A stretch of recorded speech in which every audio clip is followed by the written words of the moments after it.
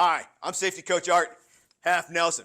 Glad you're here today because we're going to go over 2 counter strategies. Important, so you need to pay attention. Now, before I start, let me clear something up first. No, I'm not going to teach you hand-to-hand combat and turn you into Bruce Lee. Instead, we're going to go over 2 counter strategies over the next couple presentations. And the ones we're going to be talking about are distraction and control. Today, we're going to talk about distraction. Now, this topic might be a little heavy for some of you, and I understand and respect that. No one likes talking about the worst case scenario, but we have to. Remember, I don't want you scared. I want you prepared. Now, teachers, for those of you at the high school and middle school level, I would recommend showing this to your students and then talk to them about what they can do. For those of you at the elementary school level, well, we don't want your students to think this is some sort of new game.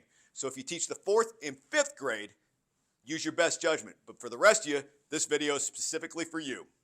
Now, you might be wondering, Coach Art, why the lab coat? Well, to better understand distraction techniques, we have to talk about the human brain. So it's science time. Remember, Coach Art has a PhD. Pretty hot dude. Now, the human brain is an amazing supercomputer. It can do millions of tasks all at the same time, but you can only focus at one thing at a time. Now, I know what you're saying, Coach Art, I can multitask. That's the wrong answer, Scooby. You don't believe me about multitasking? Let's try this little experiment. Try running down the hallway while reading a book. You're going to run into the wall. Or better yet, say you're rolling down the highway in your AMC Pacer, jamming out to the Ohio Players, and you get lost. What do? You turn down your radio so you can listen to the GPS telling you where to go. Now, when it comes to distraction techniques, it's all about your ability to impact the intruder's thought process by dividing their attention from the task they're trying to complete.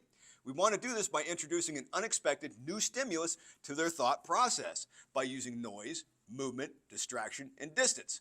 So let's talk about the thought process. We have to go over what's called the O.O.D.A loop. Now, O.O.D.A loop is not some form of new cereal. It stands for observe, orientate, decide, and act. Every time you make a decision, especially when it comes to physical activity, you go through this process. Now, when you disrupt this process, you have to start all over each time. So let's go through each phase. First, there's observation. This is where someone's taking in sensory information, starting the loop. It's mainly visual, but it does involve all your senses. Second is orientation. This is the most important part of the O.O.D.A loop. This is the phase where someone is now processing that sensory information that they got brought in. Now, after someone has processed that information, they move to the 3rd phase, which is the decision or decide phase. Basically, they're starting to come up with their plan. And finally, they move to the action phase. That's meaning where they're carrying out that plan. Now, according to the Force Science Institute, it only takes 0.75 seconds to complete the O.O.D.A loop process. But each time you disrupt that process, you have to start from the very beginning. You can disrupt the process all the way from the observe to the decision phase. That's why it's important to understand this, because if you disrupt someone's O.O.D.A loop process, it can confuse them and overwhelm them. You're throwing them off their planned action. You're now going on the offensive and not being a passive target. For example, if an intruder comes into your room, everyone starts yelling, throwing books, chairs, desks, whatever you can find, that's going to mess up their field of view. And if they get struck by something, that's definitely going to mess up their planned action. It also gives you time to use a control technique, evacuate, or some other form of counter. Now, a good way for you to understand this, well, we're going to use dodgeball. You see, every time I pick a target to throw the ball at,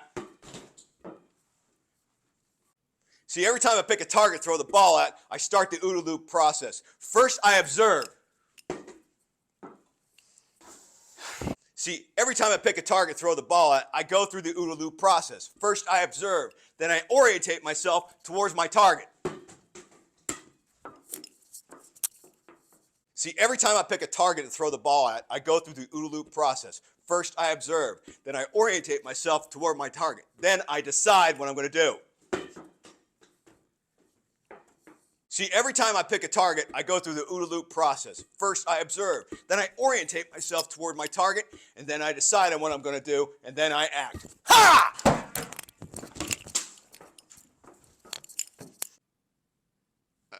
I want to thank you for coming to my presentation today. I hope you learned something about distraction techniques and the decision making and O.O.D.A loop process, and possibly something about concussions. Has anyone got an ice pack? Hey, you want to know why the dodgeball player didn't want to do his work? He was dodging responsibility.